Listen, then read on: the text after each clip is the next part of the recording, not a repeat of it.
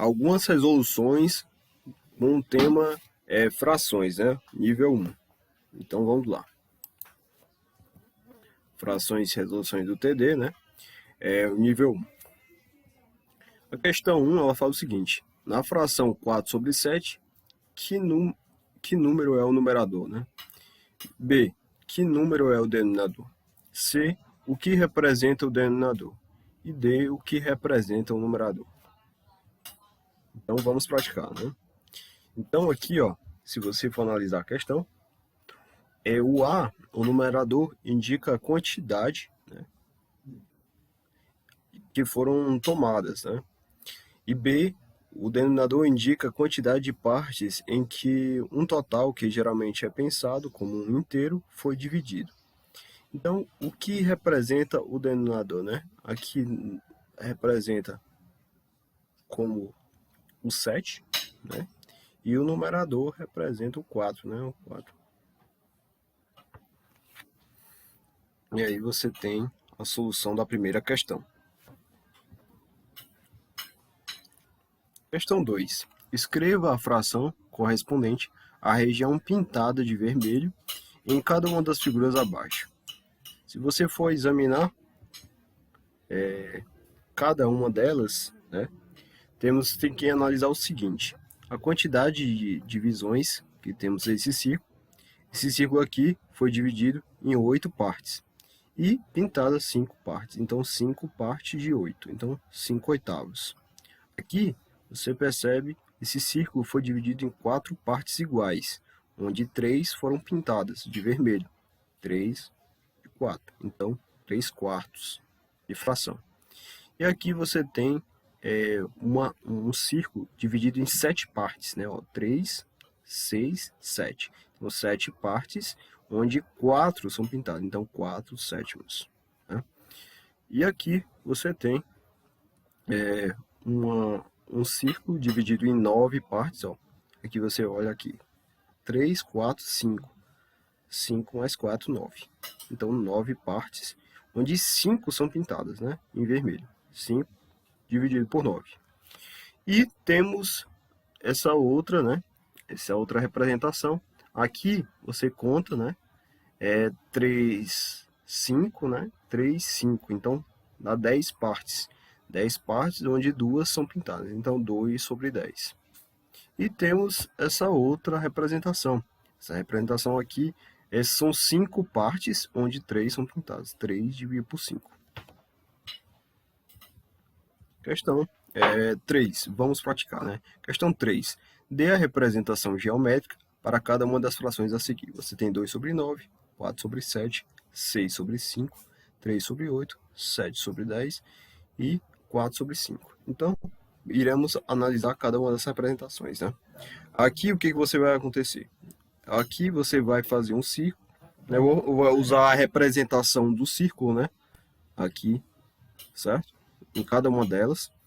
Aqui o denominador vai indicar a quantidade de partes que eu vou dividir igualmente esse círculo. No caso, essa primeira representação aqui vai ser dividido por 9. E eu vou pintar duas regiões que vai indicar exatamente o numerador. Aqui, se você for analisar, você tem 7 partes aqui. Então, eu dividi esse círculo em 7 partes e pintei 4 regiões em vermelho. Tá? Aí temos 6 sobre 5. Aí aqui você percebe que o numerador, aqui é uma fração que a gente chama de fração imprópria, que a gente viu anteriormente nessa classificação. E aí o que acontece? Como é que a gente representa o C? Né? O C seria, a representação dele seria um todo de 5 por 5, né? E aqui, e uma região pintada. Então o item C são 2 círculos, onde uma toda a região toda pintada, né? E uma parte desses 5. Então aqui eu peguei esse todo e dividi por 5, exatamente porque o denominador aqui é 5. E aqui 3 oitavos. Você pega o todo, divide por 8 partes e pinta 3, né? Que é exatamente o numerador, que é indicado. E aqui 7 sobre 10, você tem esse círculo dividido em 10 partes iguais, e aí eu pinto 7 regiões, certo? E temos, por fim, o item F, que é 4 sobre 5. Eu pego esse círculo, divido em 5 partes e pinto exatamente 4 regiões em vermelho, tá bom? Tranquilo? Bem simples, né? A forma de representação. Eu utilizei só o círculo, mas poderia ter utilizado o quadrado, poderia ter usado outras formas de representação para indicar essa fração, né? Questão 4.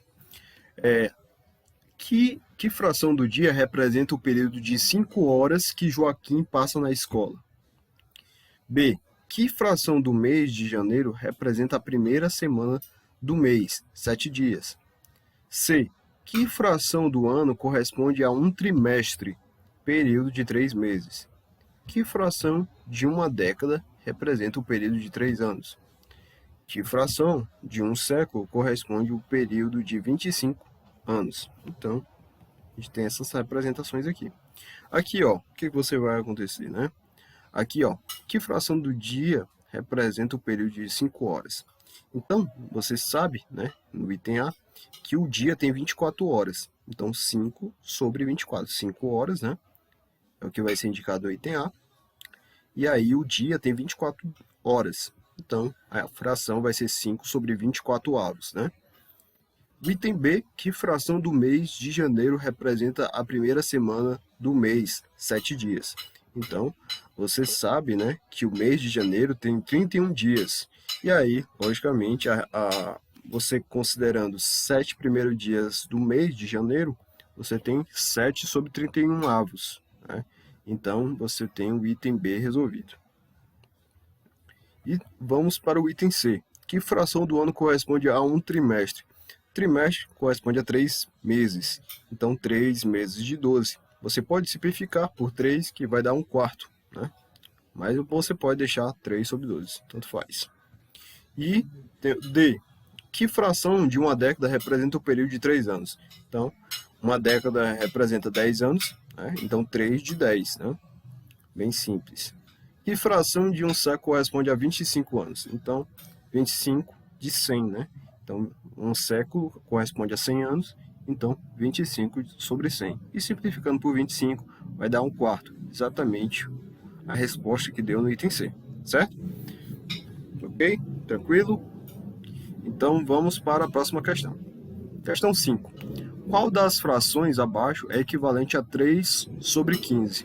Então, a gente tem que analisar cada um dos itens, né? Eu vou aqui analisar e vamos fazer aqui, ó. Você pode simplificar por 3, vai dar um quinto. E aí, um quinto é o item A, né? Muito simples. Questão 6. Mariana foi até a feira comprar farinha. Para brincar com um vendedor, ela pediu um quarto de 1 quilo. Quantos gramas de farinha Mariana pretendia comprar? Então, ela quer um quarto de 1 quilo. Então, como é que se calcula um quarto de 1 quilo, né? Veja que aqui a unidade está em gramas, né? Então, a gente tem que saber a conversão de 1 quilo para gramas. E aí, logicamente, 1 quilo, pessoal, corresponde a quantas gramas? 1000 gramas. E aí, se ela pedir um quarto, então vai ser 1000 gramas dividido por 4. Um total de 250 gramas, né? Você pode fazer essa divisão aqui, vai dar 250 gramas, e aí você marcaria o item B. Questão 7, da ANRESC. Em qual das figuras abaixo, o número de bolinhas pintadas de preto representa 1/3 do total de bolinhas? Então, aqui a gente faz o seguinte. O item A, você tem o quê? Duas pintadas de 6, né? Então, 2 sobre 6. Aí dividir por 2 dá 1/3. Você tem 3 aqui de 6, né? 3 de 6, simplifica por 3, dá 1/2. E você tem o C, né? 4 de 6. 4 de 6 simplifica por 2, dá 2/3. E o item D, você tem 5 de 6. E a única que simboliza, né? 1/3 é o item A, né? Certo? Questão 8. Dona Francisca tem uma dúzia de ovos, 12 ovos, né? E vai usar 1/3 deles para fazer um bolo. Quantos ovos ela vai usar? Então, Você pega 12 ovos, divide por 3 e vai dar 4 ovos, né? Bem simples. Questão 9. João está participando de uma corrida de bicicletas, na qual o percurso total da prova é de 45 km. Ele já percorreu um terço desse percurso. Quantos quilômetros João já percorreu? Então, fazemos aqui a conta.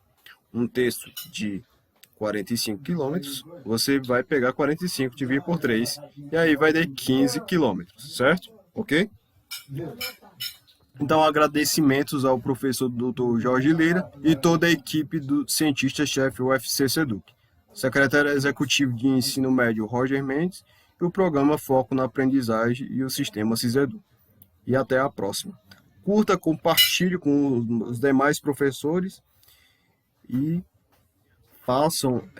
tire suas dúvidas, né, nos comentários do vídeo e se inscreva no canal, né?